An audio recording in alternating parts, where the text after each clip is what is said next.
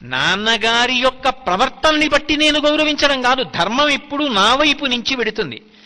ఈ మాట మీరు చాలా చాలా చాలా చాలా జాగ్రత్తగా గుర్తుపెట్టుకోవాలి. ధర్మము ఎన్నడూ అవతల వారి వలన యువతల వారిది మారదు. మా నాన్నగారు నన్ను ప్రేమించారండి, మా తమ్ముడిని ప్రేమిస్తారు, అయినా నీ గౌరవించాలా? ఆ మాట రాదు. ఆయన నీకు తండ్రి, నువ్వు పుత్రుడివి, నీ ధర్మం ఆయన్ని గౌరవించడం అంతే. మా నాన్నగారండి అని నాన్నగారికి వంక పెట్టి అందుకని నేను గౌరవించనన్న మాట లేదు. ఆయన తండ్రి కాబట్టి నువ్వు గౌరవించాలంతే.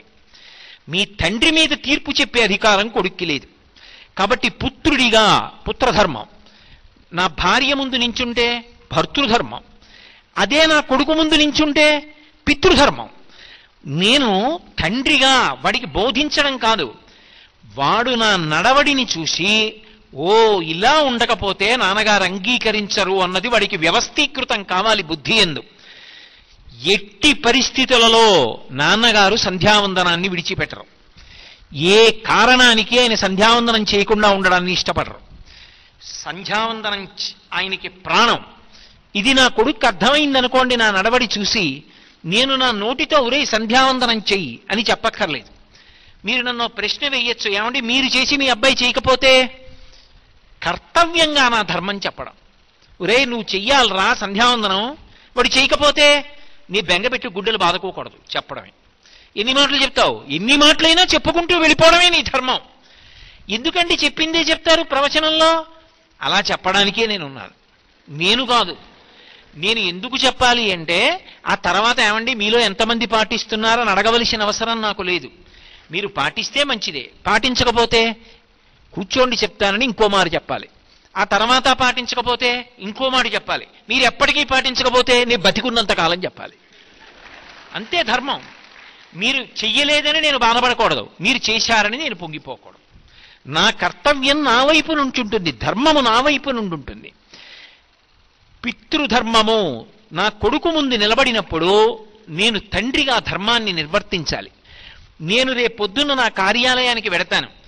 నేను నా కార్యాలయానికి వెళ్ళి ఉద్యోగిగా నా ధర్మాన్ని నేను నిర్వర్తించేటప్పుడు నా సాటి ఉద్యోగులందరినీ పిలిచి రండి మీకు రామాయణం చెప్తాననకూడదు, నా పన్నే చేసుకోవాలి.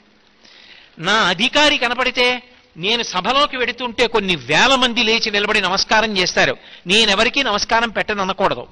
నా అధికారి కనపడగానే నేను లేచి నిలబడి నమస్కారం చెయ్యాలి. అది ధర్మం.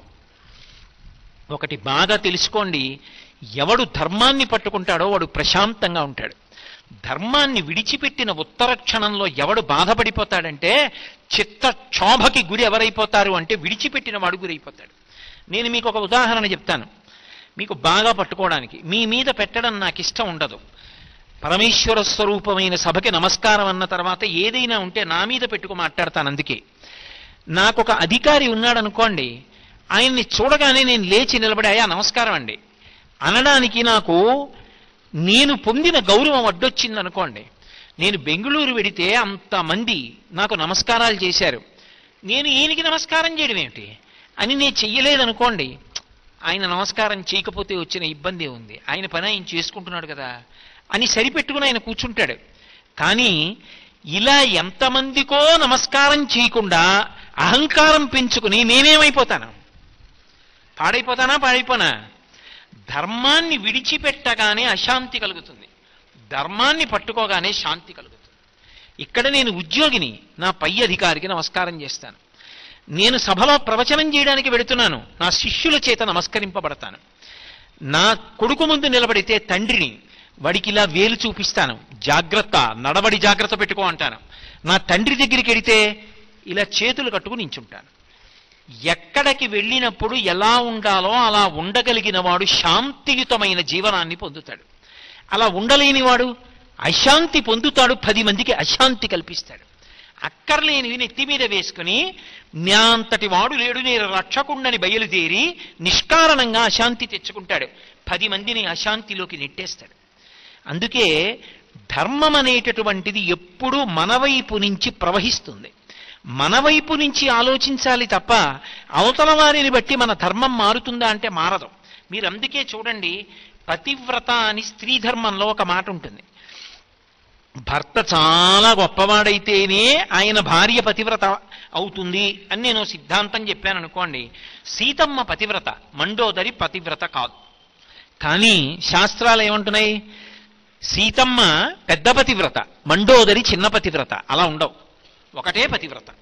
ఎవరైనా ఒకలాగే పతివ్రతగా ఉంటారు. అంతేగాని పతివ్రతలలో ఎక్కువ పతివ్రతలు తక్కువ పతివ్రతలు అలా ఏం ఉండవు అందులో. సీతమ్మ పతివ్రత, మండోదరి పతివ్రత, ఇద్దరూ సమానం. సమానం ఏంటి? నేను ఎప్పుడు పతివ్రత అన్నా అంతే. మరి ఎలా? మండోదరి భర్త రావణాసురుడిగా, సీతమ్మ భర్త రాముడుగా, మరి ఇద్దరూ ఎలా పతివ్రతలయ్యారు అంటే ఆమె భర్త దుర్మార్గుడైనా కూడా ఆమె ఎలా ప్రవర్తించాలో అలాగే ప్రవర్తించి వెళ్ళిపోయింది, మహాపతివ్రత అయిపోయింది. తన ధర్మమునందు వైక్లభ్యం లేదు. సీతమ్మ తాను ఎలా ప్రవర్తించాలో అలాగే ప్రవర్తించి అవతార పరిసమాప్తి చేసింది, పతివ్రత అయింది.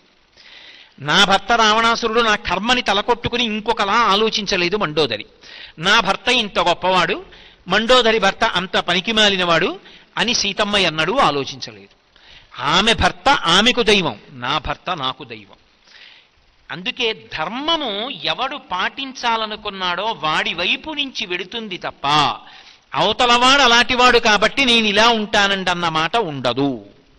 అప్పుడు మీరు ఒకటి జ్ఞాపకం పెట్టుకోండి, ఏమండి నన్ను బాధ పెడుతున్నారు కాబట్టి నేను కూడా కోప్పడతాను అన్న మాట వస్తుందా?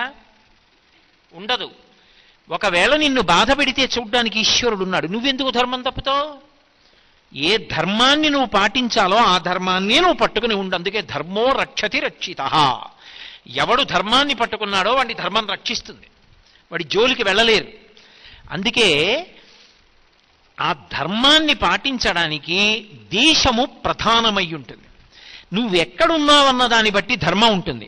నువ్వు ఎక్కడున్నావో ఆలోచించకుండా ఎక్కడున్నావో అక్కడ అలా ఉండకుండా ప్రవర్తిస్తే అప్పుడు అది ధర్మము అనిపించుకోదు, చాలా అసహ్యంగా ఉంటుంది. ఒక సభ నడుస్తోంది అనుకోండి, ఒక సభ నడుస్తున్నప్పుడు మీరందరికన్నా ముందు వచ్చారనుకోండి, మీరు ముందొచ్చి ముందు కూర్చోవడం ధర్మం. సభ ప్రారంభం అయ్యాక మీరు వచ్చారనుకోండి, మీరు వెనకాతలు కూర్చోవడం ధర్మం తప్ప మీరు అందరికన్నా ఆఖరణ వచ్చి అందరికన్నా ముందు నడిచి వచ్చి కూర్చోకూడదు, అది ధర్మ వ్యతిరేకం. అప్పుడు శ్రోతగా మీరు ధర్మం తప్పారు. మీరు శ్రోతగా ధర్మంలో ఎప్పుడు ఉంటారంటే మీరు ఎప్పుడు వచ్చారో అప్పుడు తగిన స్థానంలో మీరు కూర్చుంటే ధర్మాన్ని పాటించారు. నేను 6:30 సభా ప్రారంభం చేస్తానంటే 6:30కి రావాలి, రాకపోతే క్షమాపణ చెప్పాలి. అది ఏ కారణం అవనివ్వండి. అయ్యా నన్ను మన్నించండి, నా కోసం మీరు ఎదురు చూశారు, విలంబనమైంది, నేను మన్నింపబడిదనుగా కానీ క్షమాపణ అడగాలి. ఎక్కడ పాటించవలసిన ధర్మం అక్కడ పాటించాలి. ఇప్పుడు ధర్మము దేశము మీద ఆధారపడింది, ధర్మము కాలము మీద ఆధారపడుతుంది. ఒక కాలమునందున్న ధర్మం వేరొక కాలమునందు ఉండదు.